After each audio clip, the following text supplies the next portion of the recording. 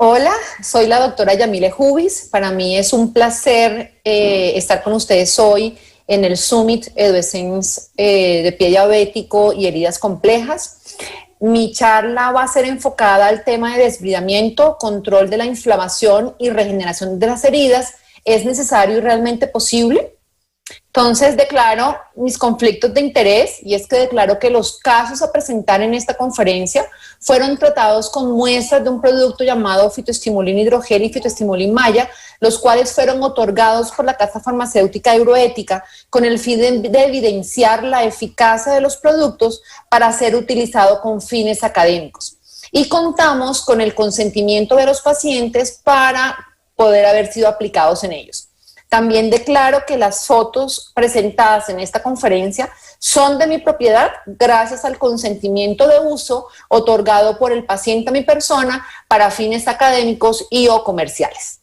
Bueno, acá quiero presentarles el caso de un paciente. Es un hombre de 68 años con diagnóstico de diabetes mellitus tipo 2, no insulino requiriente, con un excelente control metabólico.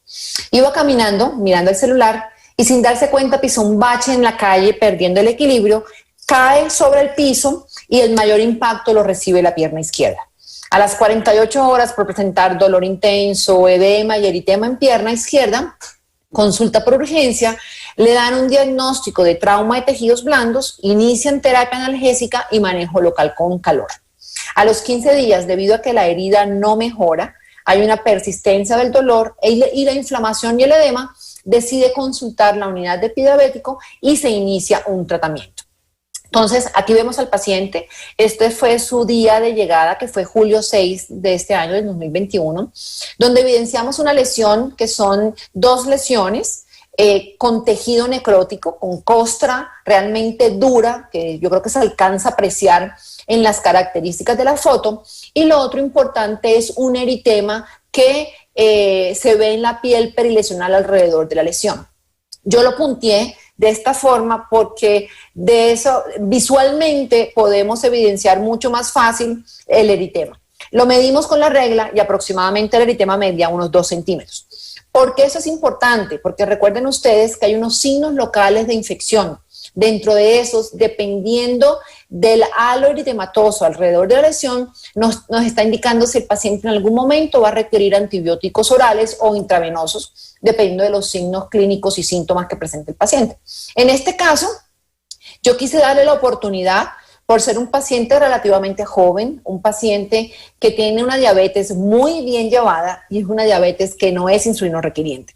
Entonces, a pesar de que por el eritema yo hubiera perfectamente podido tomar la opción de iniciar antibióticos orales, preferí más bien tomar la opción de utilizar un producto que me realizara control microbiano y darle la oportunidad a la herida para definir en 3 días si requería o no requería antibióticos orales.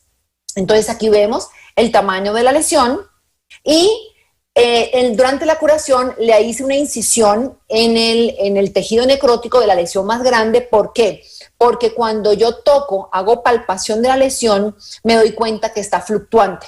Cuando ustedes tengan una herida con un tejido necrótico, que eso lo que hace es que tapa la boca, por así decirlo, el orificio de la lesión, y está fluctuante, yo jocosamente siempre he dicho, eso tiene sorpresa por debajo. Seguramente hay algo ahí que no es adecuado y es posiblemente la razón del por qué esa lesión, que relativamente es pequeña, pudo haber producido estos signos infecciosos e inflamatorios. Entonces, introduzco la pinza por ese orificio de entrada y aunque no hay salida de pus, me doy cuenta que sí hay una gran cavidad, una cavidad aproximadamente que si uno lo mira en las manecillas del reloj, en toda esa circunferencia aproximadamente era de 1 centímetro. Entonces es donde ustedes ven que se introduce la pinza en el orificio de entrada hasta donde más o menos está mi dedo, que es donde yo toco la punta de la pinza.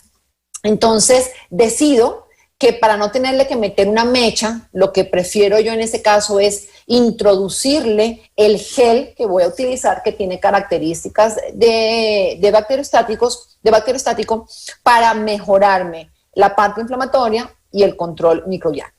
Entonces el caso, con respecto a este caso, ¿cuál es el plan? Curaciones. No le vamos a colocar antibiótico-terapia ni hacerle ningún tipo de cambio a nivel sistémico.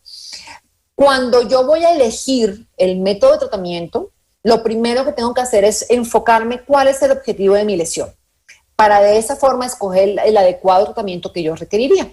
¿Cuál es el objetivo de mi lesión viendo eso? 1, desbridar. 2, hacer el control microbiano. Y 3, hacer un control de la inflamación.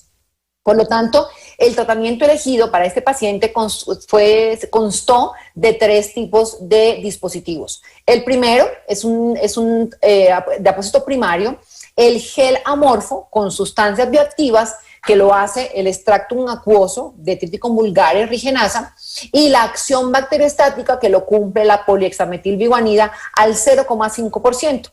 Y la parte de humedad que nos va a ofrecer este gel nos lo da la hidroxietilcelulosa.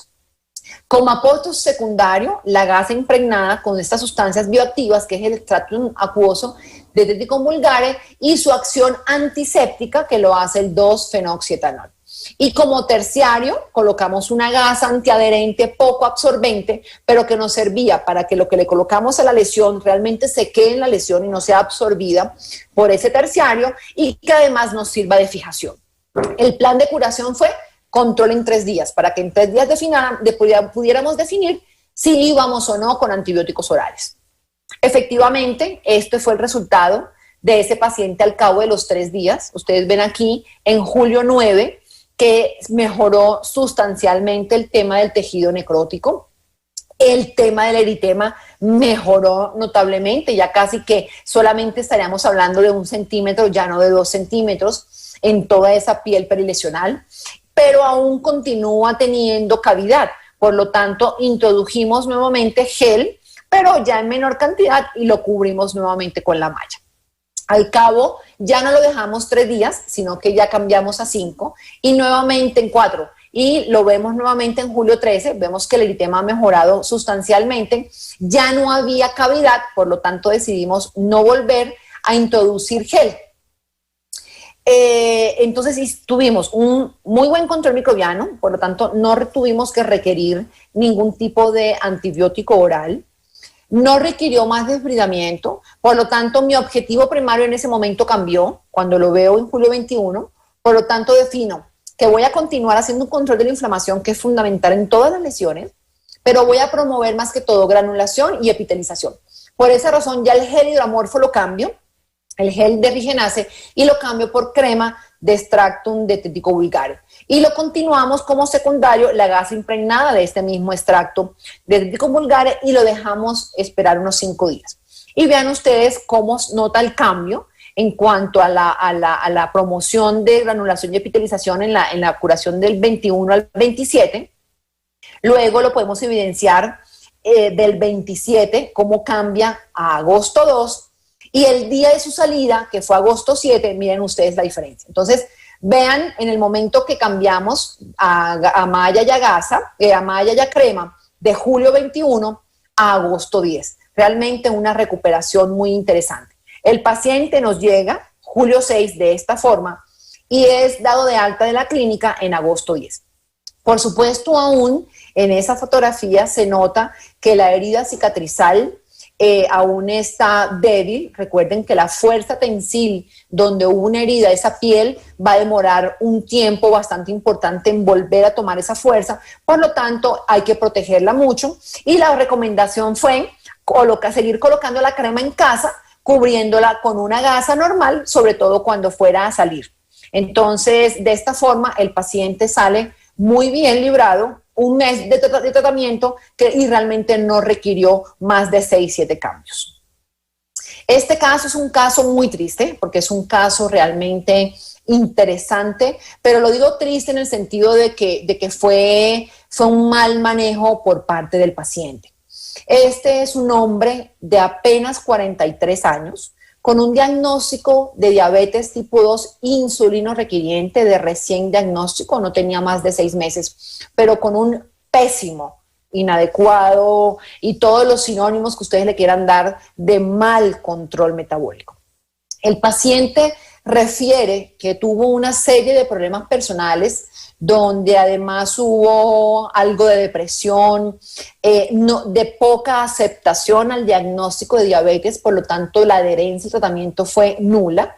Y refiere él que en el pie izquierdo apareció una lesión que el paciente describe: de la nada se me estallaron los dedos. Esta primera fotografía que ustedes ven aquí fue a los 15 minutos de habérsele estallado los dedos, como dice él, que él no se golpeó, no le pasó nada, simplemente se le puso negro el tercer dedo del pie izquierdo y luego se empezaron a poner morados el resto de los dedos y el resto del pie. Él, ¿qué fue lo que hizo? Inmediatamente colocarse vaselina tópica, que es lo que ustedes ven allí, que está como el ungüento que tiene por encima, y posteriormente, al cabo de unos 2-3 días, es esta foto que él nuevamente se toma. No dolía, no había ningún otro signo clínico adicional que un edema del pie. Él consultó a un médico familiar, o sea, un médico de la familia, y lo que él dice, porque él no trae historia clínica, fue que fue un trombo. Y es el único diagnóstico clínico que tenemos, pero no hay ningún tipo de soporte clínico que realmente muestre que el paciente tuvo un trombo, que yo supondría que fue una isquemia aguda que se le produjo en el pie. Pero bueno, esto fue en mayo del 2021. Al cabo de un mes aproximadamente de esa lesión, él tenía un callito, aquí donde está la flecha, en la cara lateral externa de la cabeza del quinto metatarso del pie derecho. Y él lo que hizo fue con su uñita retirarse ese callo, descubriendo que por debajo había una herida, que es la que ustedes ven en la fotografía. 8 días después de haber realizado esta maniobra, le aparece un edema importantísimo en la pierna, pero él dice que le llegaba hasta la ingle, y adicionalmente a eso un dolor intenso con un gran eritema del pie y aparición de estas grandes ampollas que ustedes ven en la fotografía, que se extienden desde el dorso del pie, en su cara lateral externo, hacia el tercio distal de pierna. Esto fue aproximadamente entre el 7 y el 10 de junio. El paciente, por medio de acudir a una institución de salud, porque en ese momento Colombia atravesaba por su tercer pico de pandemia del COVID, donde había una ocupación hospitalaria de UCI de casi más del 90-95%, él le dio miedo acudir y por lo tanto busca ayuda de un familiar médico, y inició manejo tópico de las lesiones. Y hubo otro error muy importante en este paciente.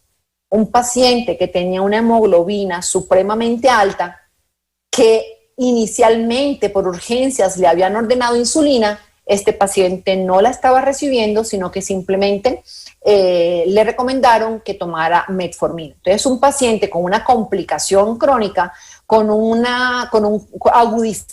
problema agudo, y con tratamiento de antidiabéticos orales, que no es el tratamiento metabólico de elección.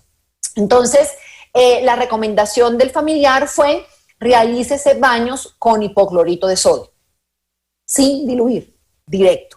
Pues por supuesto, claro, se secaron las ampollas, pero miren lo que les produjo: una gran costra, que, pues como ustedes lo saben, las costras no son lo más indicado en lesiones como estas y en lesiones profundas como la que él tenía. Al cabo de 8 o 10 días, definen hacerle un desbridamiento quirúrgico, levantándole toda esa costra que ustedes ven allí, y curaciones con nitrofurazona tópica más gasas vaselinadas. Hasta ese momento, el único antibiótico el único antibiótico oral que él estaba recibiendo era la segunda dosis de cefalexina, 500 miligramos cada 6 horas. El 12 de julio, el paciente sigue presentando un dolor intenso, un malestar general, escalofríos, y decide consultar la unidad ambulatoria de pie diabético donde trabajo, que es en la Asociación Colombiana de Diabetes. Al examen físico encontramos un paciente en muy regular estado general, con una palidez mucocutánea, álgido y nervioso. Al examen físico encuentro ganglios inguinales presentes en miembro inferior derecho, salida de secreción purulenta en escasa cantidad, pero con salida de secreción purulenta en la cabeza, en esa úlcera que estaba ubicada en la cabeza del quinto metatarso. Adicionalmente, un pie rubicundo, caliente, doloroso a la palpación, con pulsos distales en muy buen estado y con una perfusión tisular muy bien. Perdón. Por la reciente muerte de su padre, el paciente rechaza la hospitalización. O sea, con todos los signos clínicos que tenía el paciente requería ser remitido a un centro de mayor nivel que le pudiera ofrecer una hospitalización. El paciente rotundamente lo rechaza y decidimos, listo, tomémosles unos exámenes de laboratorio y miremos realmente si tú puedes ser manejado de forma ambulatoria. Le tomamos un cuadro hemático de urgencia que reportaba una leucocitosis de 15.600, por supuesto, con una neutrofilia de un 78%, una BSG de 35 y una hemoglobina glicosilada de 14. Hicimos rápidamente un foro médico y decidimos darle un chance de 4 días con manejo integral dentro del equipo para una nueva evaluación, y dependiendo de los resultados se le iban a ofrecer algún tipo o se iban a tomar algún tipo de decisiones. Entonces el paciente, así es la forma como lo encontramos el 12 de julio, con esta lesión como ustedes lo ven. Aquí ustedes pueden notar el tema de la rubicundez, el eritema, el edema importante de la pierna, la salida de secreción que tenía, que era un exudado amarillento pesado, pero el pus salía realmente, era de la cabeza del quinto metatarso. Entonces, es valorado por el equipo interdisciplinario, que fue el médico podólogo de la clínica de heridas, la médico endocrinóloga, la nutricionista, la psicóloga y una educadora en diabetes. ¿Qué iniciamos? Una terapia insulínica Basalbolo de inmediato, antibiótico oral, amoxicilina, clavulanato, 1 gramo cada 12 horas, manejo analgésico, acetaminofén con hidrocona de 325 sobre 5 miligramos cada 8 horas, control estricto de signos vitales cada 12 horas, monitoreo de glucometrías pre y post escalonadas y una dieta rigurosa hiposódica, hipoglúcea e hiperproteica. Y por supuesto, reposo absoluto sin apoyo del pie. Entonces, ¿qué le hicimos? Terminamos de hacerle un desbridamiento quirúrgico superficial del tejido desvitalizado y se inició un plan de curaciones interdiarias. Cuando vimos la lesión, el objetivo ¿cuál era? Hacer desbridamiento, hacer control de la infección y hacer control de la inflamación. Entonces, ¿qué usamos como tratamiento tópico de elegido? Una crema protectora para todo lo que es la piel perilesional, como muy bien lo dicen los protocolos y las guías. Usamos como apósito primario el gel amorfo con sustancias bioactivas y acción bacteriostática del extracto acuoso del Triticum vulgaris riginasa con polihexametilbiguanida del 0.5% y la hidroxietilcelulosa. Como secundario, la gasa impregnada del extracto acuoso de Triticum vulgaris con 2-fenoxietanol, y de terciario utilizamos una espuma de poliuretano que tuviera absorción vertical. Y pues por supuesto, como les comentaba al principio, plan de curación interdiaria. Entonces, aquí vemos al paciente el día que dijimos, que fue 4 días después, una curación anterior a esta y luego esta, cuando dijimos vamos a evaluar nuevamente y vamos a ver si definitivamente lo hospitalizamos o si definitivamente continuamos con manejo oral. Y vean ustedes el cambio que él tuvo al 4.º día de manejo. Entonces, encontramos las 2 lesiones, la lesión en cara lateroexterna del pie y pierna, y la lesión en cabeza de quinto artejo. Entonces, vean ustedes que en este momento la lesión está midiendo 16 por 12 por 0,5%, aunque aún hay eritema. Vean ustedes que el dorso del pie aún tiene eritema. Está mucho mejor controlado el tema del edema. La pierna ya se le ve cuello de pie, cosa que antes no lo tenía. Y aunque se vea un poco de edema en esta parte del pie, realmente sí habíamos notado que había una mejoría franca. Y véanlo ustedes con respecto al tejido de granulación, que se ve una granulación roja rutilante, como es lo esperado en un tejido de granulación óptimo. Entonces decidimos, sigámosle dando el chance y manejémoslo de manera ambulatoria. Por lo tanto, hubo una mejoría. Aquí lo podemos ver de una mejor forma. Vean ustedes que no se le ve el tobillo. Vean ustedes el gran edema y el eritema que vemos en la primera foto, y vean ustedes 4 días después, donde realmente se evidencia que hay un cambio notorio. Entonces decidimos continuar con las curaciones y vean ustedes, aquí está en julio 19, vemos cada vez más cómo ha habido una contracción de la lesión y además de eso, cómo ha ido rellenando la lesión de buen tejido de granulación. Y le íbamos haciendo combinación de desbridamiento quirúrgico con desbridamiento autolítico. Entonces vemos aquí en julio 22 cómo va evolucionando satisfactoriamente, cómo se va retrayendo de manera adecuada los bordes. Vean ustedes aquí en julio 26, donde ya la lesión deja de ser ensacabocado, en una lesión profunda, para empezar a ser mucho más superficial.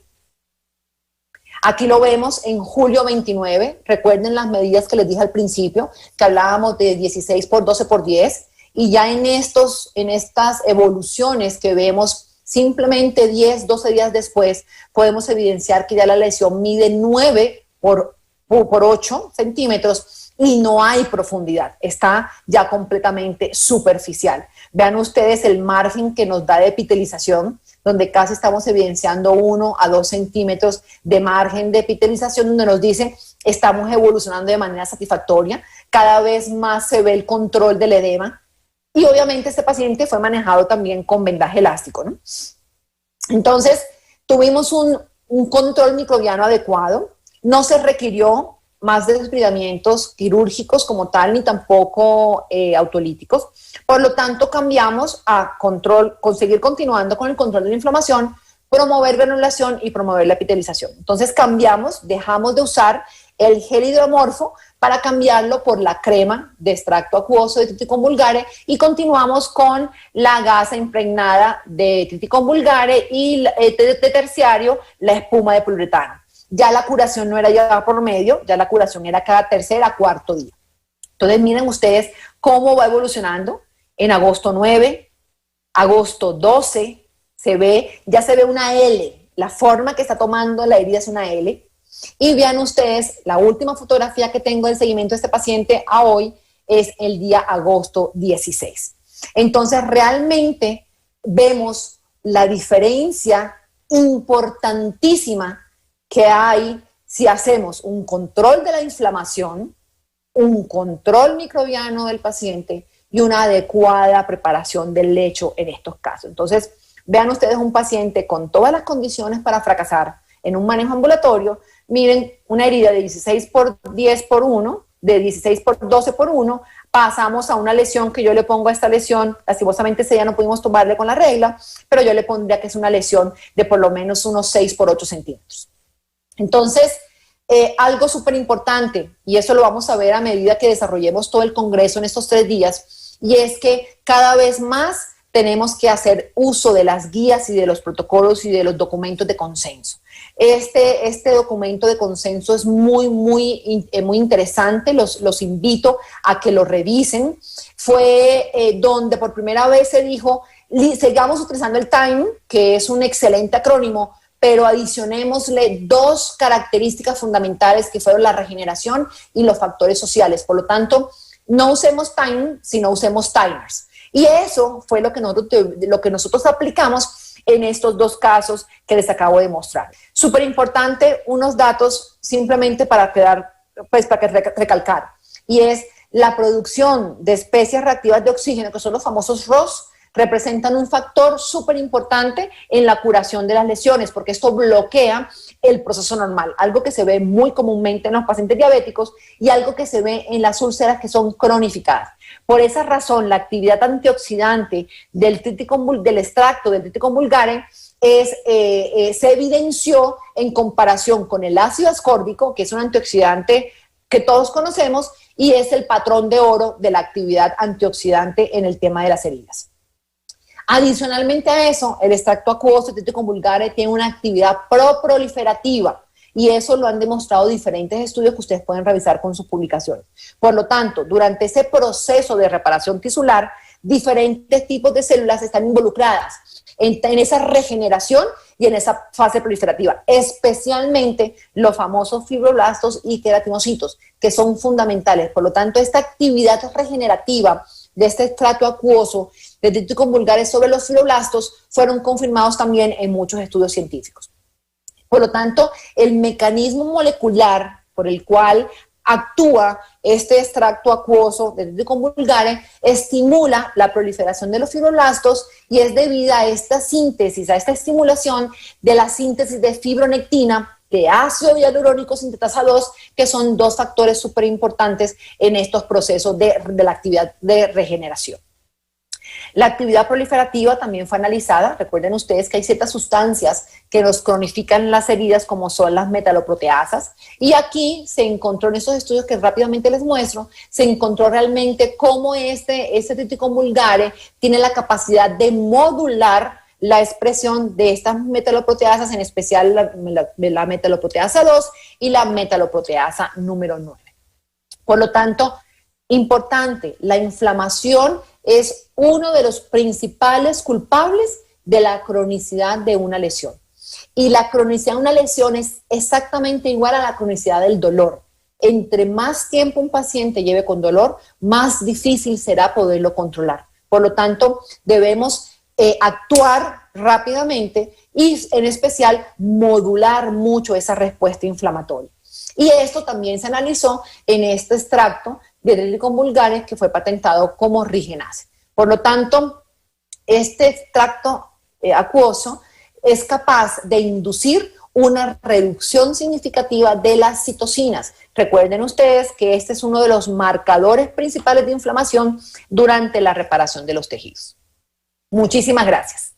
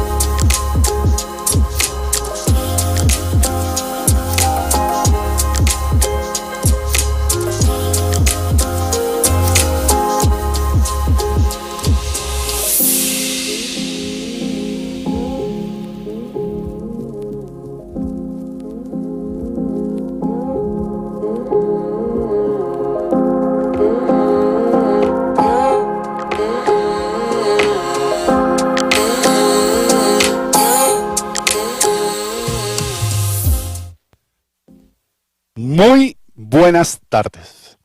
Muchas gracias. Queremos agradecerles especialmente al doctor Juan Carlos Restrepo, al doctor Javier Soldevilla y a la doctora Yamile Juvis por tan bonitas ponencias.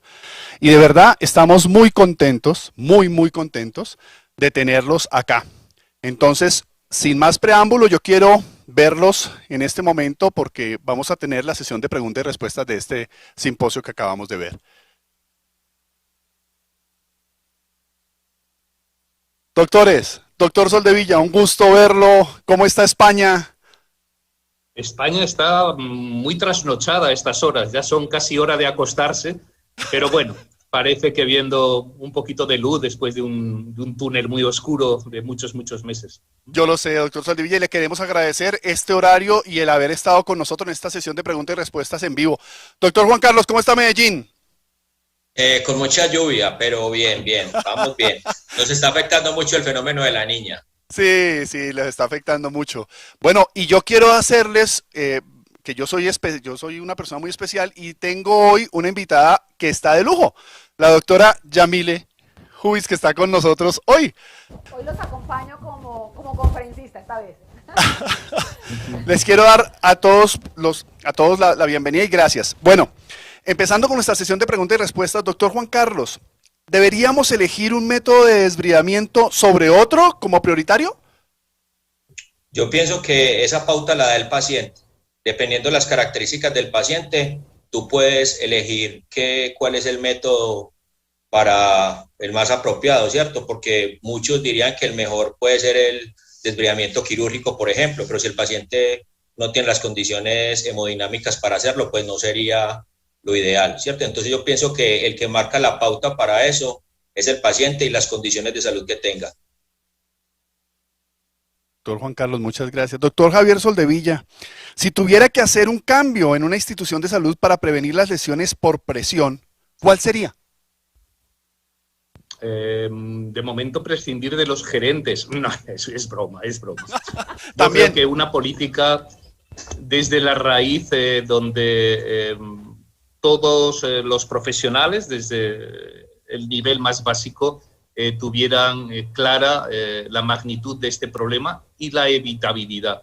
Es decir, sentirse, digamos, orgullosos manteniendo esa seguridad que se expresa en personas con lesiones por presión o con otras lesiones de piel que claramente se pueden prevenir. Hay que hacer, digamos, seguro, un plan global en esas instituciones para que crean que esto es un problema de salud pública, un problema serio, y al mismo tiempo, que se sientan satisfechos por estar, abro comillas, salvando la vida de tantos pacientes. Lo de los gerentes, los de los gestores, es broma, pero su implicación sería muy, muy, muy importante.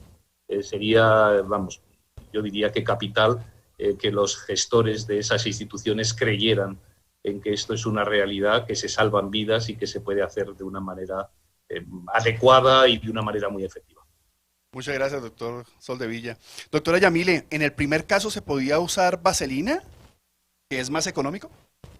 Bueno, en el primer caso que mostré, el tejido necrótico del paciente ameritaba un desbridamiento que por el dolor y las implicaciones no era en ese momento el más adecuado utilizar un desbridamiento quirúrgico. Por lo tanto, lo ideal es humedecer el lecho para que de esta forma se produjera un desbridamiento autolítico. ¿Por qué la vaselina, aunque es un método muy utilizado en nuestra región, por lo menos en Latinoamérica, yo diría que fue el método de desbridamiento más utilizado? No es el adecuado, especialmente en este caso, por el tema de que el paciente tiene una combinación con infección. La vaselina es un óleo, es un producto que viene en base oleosa, por lo tanto no permite un intercambio gaseoso cuando ustedes lo colocan sobre una lesión. Al no producir ese intercambio gaseoso, funciona como un apósito oclusivo, y en una úlcera con características infecciosas, colocar un apósito ocluyente es lo peor que puede haber, porque eso nos va a facilitar a que se profundice la infección. Por lo tanto, en este caso, no es la recomendación. Gracias, doctora Yamile. Una pregunta, doctor Juan Carlos. ¿Debemos escoger alguna clasificación sí o solo sí? Yo pienso que sí. Si me estás preguntando por la clasificación o por las diferentes escalas que hay para valorar cicatrización o de lesión por presión, si es para cicatrización sería lo ideal, porque podemos llevar ¿cuál es el problema que tenemos ahora?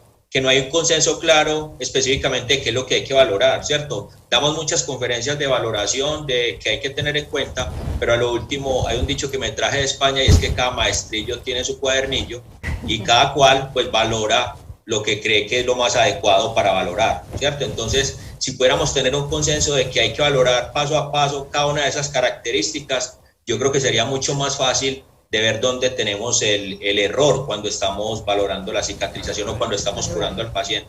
Porque al final una buena valoración, pues te va a llevar a una buena cicatrización, ¿cierto? Casi que lo que yo siempre digo, la herida te dice qué es lo que le tienes que poner si uno la sabe entender.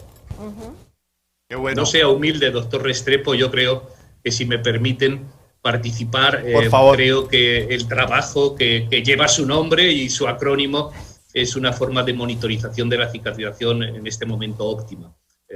Hágase publicidad, es gratuita y creo que RESPEC 2.0 es una herramienta enormemente útil, enormemente con marchamo científico, validada, y creo que bueno, es algo que la gente tiene que conocer. Muchos me consta de que ya es así, pero no sea humilde, doctor Restrepo. Gracias, profe, gracias.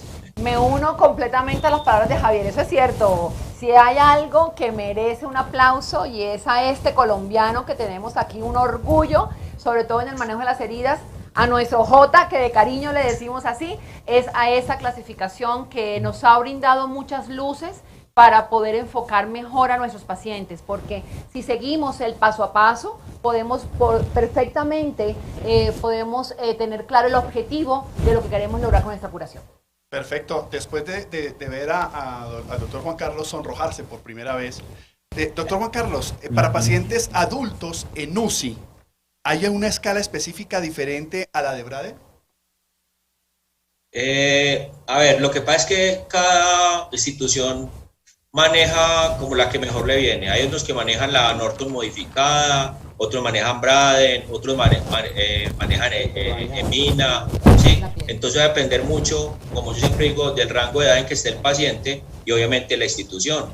Acá, por ejemplo, en Colombia utilizamos mucho la Braden, que ya está validada casi todas sus características, y en algún caso que se está validando y que da mucha más sensibilidad al cambio, la Emina, que yo creo que es mucho más, para mi gusto, es mucho más sensible que la escala de Braden, ¿cierto? Pues para lo que lo hemos utilizado. Pero hay algunas partes que utilizan la Norton modificada, por ejemplo. A mí la Norton modificada me parece que no da tanto juego para que usted se dé cuenta qué tanto está cambiando el paciente, ¿cierto? No es tan sensible, te demoras mucho para ver los cambios en el paciente de acuerdo a mi experiencia. Entonces, eso va a depender mucho de la institución. Lo que sí es claro es que independiente de la escala, hay que valorar ese riesgo, ¿cierto?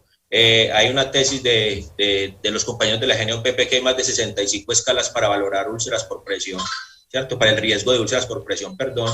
Sino que nosotros pues estamos pegados casi siempre a 1, 2, máximo 3 escalas. En neonatal la ANS-RAS, ¿sí? Que muchos ni siquiera, por ejemplo, saben qué es lo que valora. Entonces, independiente de la que se utilice, es que se valore. Si, por ejemplo, es el paciente con COVID que está pronado, entonces cada 8 horas o cada 4 horas que haya reposición, o cada 12, lo que tenga establecido, ¿cierto? Pero si en el paciente que simplemente está hospitalizado lo valoramos cada 12, en los pacientes con mayor riesgo, si éramos de tener menos espaciado ese tiempo de valoración con la escala que sea. Pero yo recomiendo Emina, que es la que la bibliografía también muestra que es mucho más sensible, que ve mucho más los cambios más rápido, que Braden, siendo Braden muy buena, pues, y que es la tradicional que siempre hemos utilizado. Doctor Juan Carlos, muchas gracias. Doctor Soldevilla, nos acaban de colocar una pregunta acá, y es el papel de la anticoagulación en la prevención de las heridas por presión. ¿Qué nos puede decir usted, doctor Soldevilla, al respecto? Bueno, mi pobre conocimiento aboga que no hay demasiada evidencia que apueste por una intervención en ese ámbito. La coagulación, indudablemente, será un hándicap que tendremos que valorar. Han estado hablando diestramente de desbridamiento. Será un hándicap no conocer el INR antes de proceder a uno de esos procedimientos cortantes. La evolución, circunstancialmente, también todos conocemos esa paradójica, mala cicatrización, convencionalmente mala cicatrización, por ejemplo, del pie diabético, aquejado por un trastorno neuroisquémico, especialmente isquémico. Yo no diría que será uno de esos puntos cumbre. Sí, siempre conocer qué valores de tiempo de protombina, de INR puede tener el paciente, sobre todo para evitar sorpresas. Bien coagulado, la evolución no ha de ser para nada insatisfactoria o diferente a la de un paciente que no tenga trastornos en la coagulación. No es el elemento, seguramente el factor más complejo en todo este proceso. Gracias, doctor. Doctor, una pregunta aquí cortica que nos hicieron, y es, ¿usted qué prefiere, entre bañar o hidratar la piel ¿usted qué escogería, entre hidratar o bañar la piel? La prevención de la... No sé para quién va dirigida, pero vamos, para el profesor, yo como soy muy... Para el profesor Soldevilla. Bueno. Mire, eso es como un juego de palabras que yo hago cuando intento explicar cura en ambiente húmedo y diferenciarla de lo que es cura mojada. En un castellano, ya me precio de estar aquí viviendo en la cuna del castellano. La cura mojada es una potencial y temporal cura húmeda. Lo mismo nos va a pasar. Vamos a tener que controlar la humedad. Es uno de nuestros enemigos principales en las lesiones por presión o por presión en combinación con humedad, especialmente. Por lo tanto, yo sí tengo que elegir entre esas dos fórmulas, si no hay más, si no me dan en esa ecuación más que dos, me voy a quedar con la no mojada, con la humedad controlada en cualquier caso, para hacer la limpieza, para hacer la higiene. De hecho, saliéndonos un poco de esa esfera, hoy por hoy se propugna una limpieza ya no como hacíamos hace 35 años, yo lo tengo perfectamente instalado en mi retina, con una cafetera, con un agua jabonosa y con otro agua para hacer el aclarado, sino ahora tenemos dispositivos, toallitas sintéticas con una capa de generosa dimeticona y con, bueno, yo creo que todas las mieles, y no son precisamente hiper húmedas, sino yo creo que para arrastrar la suciedad, para completar la limpieza, están más que equilibradas. Por lo tanto, me quedo con esa no mojar, no sumergir en las aguas del Jordán a ninguno de nuestros pacientes para hacer la limpieza, pensando que lo vamos a hacer de una manera más efectiva. Muchas gracias, doctor Javier. Muchas gracias por su explicación. Hay una pregunta para la doctora Yamile. Dice, ¿qué diferencia tiene, doctora Yamile, el gel hidromorfo con el otro gel? Con cualquier gel. Sí, con otro cualquiera. Que los geles hidromorfos lo que tienen es que tienen una mayor capacidad de producir humedad. Por lo general tienen más del 80% de capacidad de producir humedad y eso hace que se mantenga mucho más tiempo la herida hidratada. Muy bien, como lo explicaba Javier, no es lo mismo una cura húmeda que una cura mojada. Entonces, dependiendo del tipo de paciente que yo desee, utilizo ya bien sea un gel normal que puede tener entre 50 y 60% de contenido de agua o un hidroamorfo que me va a permanecer mucho más tiempo en la lesión porque tiene el 80%. Mira, como la diferencia. Gracias, doctora Yamile. Bueno, aquí en el chat nos están pasando muchas preguntas y muchos saludos. María Teresa González Rojas le manda saludos a la doctora Yamile y al doctor Juan Carlos. Pero hay una pregunta aquí muy especial de Armando Mendoza. Dice, ese ya lo habíamos leído. Una muy interesante que es de Miguel Tobar. Miguel Tobar, que nos está escribiendo, nos dice, los medidores de metalproteinasas, tirillas, o sea... Que si medir las metaloproteinasas en el hecho de la lesión vale la pena o no. Eso es la traducción de lo que nos colocaron en el chat. ¿Quién quiere contestar? Bueno, yo me atrevo, yo soy muy osado. Esos medidores, además, unos kits que estuvieron circulando, digo estuvieron porque en España prácticamente están desaparecidos. Eso era un elemento interesante para enjuiciar si realmente había un exceso de metaloproteasas y trabajar justamente con un inhibidor de esas metaloproteasas. Si la pregunta es hacerlo de forma estandarizada en todas las heridas, yo diría que no, bajo el prisma de coste-efectividad. Sí en aquellas que en la fase inflamatoria, digamos, tuvieran un cierto retardo en el proceso cicatricial, una de las primeras sospechas es que haya un exceso de esas metaloproteasas que pudieran estar inhibiendo el pasar a una fase siguiente en la cicatrización. No siempre de manera generalizada, sí en caso de dudas. Ahora bien, esos kits rápidos, tenían un problema añadido de que eran especialmente caros, no difíciles de ejecutar, eran muy sencillos, pero sí caros como para hacer un cribado de muchas heridas, tantas como vemos habitualmente. Eso seguramente también sería algo a lidiar con la industria farmacéutica para que estuvieran más a disposición. Y una duda que subyace, no sé cuál es la situación en sus países, en América Latina, pero en España apenas en este momento está comercializándose. Algo que nació, creo recordar, de la firma Johnson & Johnson en ese check rápido, se ha desvanecido en nuestro país. CJ, que está también en ambiente universitario, en una ciudad distinta donde estoy yo, pero aquí ni siquiera llegaron, o sea, nosotros ni siquiera los vimos, ni siquiera los olimos. Precisamente yo los alcancé a ensayar. ¿Señor? Yo los alcancé a ensayar y cuando estuve en España los alcancé a ver, pero lo que dijo el profe es cierto, o sea, por lo costoso no se le puede hacer a todas las heridas, y eso que en el sistema de salud español pues casi que no le niegan prácticamente nada a uno, y aún así no los tenían disponibles para todos los pacientes. Sí, eso es más bien de pronto como para investigación, dado el caso, pero para el rutinario no hay nada. El mejor medidor, el ojímetro, y está incluido. Me quitaste las palabras de la boca. Y está incluido en la cara, así que no te vale nada. No vale. ¿Qué opina, doctor Soldevilla? No, pero No, es el ojillo, pero hay que tener precaución. Lo mismo de cada maestrillo tiene su librillo.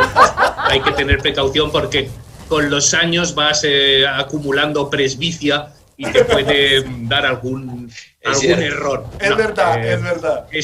Bueno, la monitorización, si además del juicio clínico, que es valiosísimo, podemos ayudarnos de alguna herramienta objetiva muchísimo mejor. No, claro, por supuesto. Doctor Soldevilla, mil gracias. Mil gracias porque, ¿qué hora es en España en este momento? ¿Casi las 11 de la noche? No, son las 11 menos 2 minutos, sí. Bueno. Es hora de recogerse o de irse a tomar un gin tonic o un vinillo. Juan Carlos están sabe, ustedes invitados. Juan Carlos sabe harto de eso porque estudió por allá. Mil gracias a los dos, doctor Juan Carlos, doctor Javier, doctora Yamile, por supuesto a usted por compartir este set conmigo y por permitirnos esa sapienza y haber logrado. Habían muchísimas preguntas y es muy difícil escogerlas a todas. Hay saludos para todos de muchas partes. Saludan desde República Dominicana el doctor Roberto Santana a todos los exponentes y les dan las gracias. Venimos con el tercer simposio, el final de este día de hoy. Mañana los estamos esperando a partir de las 7 de la mañana. Hora Bogotá. Hora Bogotá, sí, perdón. Hora Colombia. Hora Bogotá. Hora Bogotá, para que veamos el resto de las ponencias que tenemos para mañana. Pero hoy, es el último simposio. Entonces les pedimos que se queden allí y que por favor sean juiciosos, ¿cierto, doctora? Que anoten sus preguntas, por favor, que de todas formas, aunque algunas no se puedan resolver el día de hoy, van a quedar para que los conferentes nos colaboren y se puedan responder posteriormente. Recuerden que el Congreso va a quedar montado durante 15 días, por lo tanto, las conferencias que quieran repetir o las conferencias que se perdieron, pueden volver a tener acceso a ellas. O las sesiones de preguntas y respuestas, que también las pueden ver allí. Muchas gracias por estar ahí, muchas gracias por participar y por estar activamente en el chat. Ahora, a continuación, veamos lo que sigue. Cuando vemos tu piel, vemos más allá de la superficie, más profundo que el exterior. Te vemos a ti. Estamos desarrollados con dermatólogos.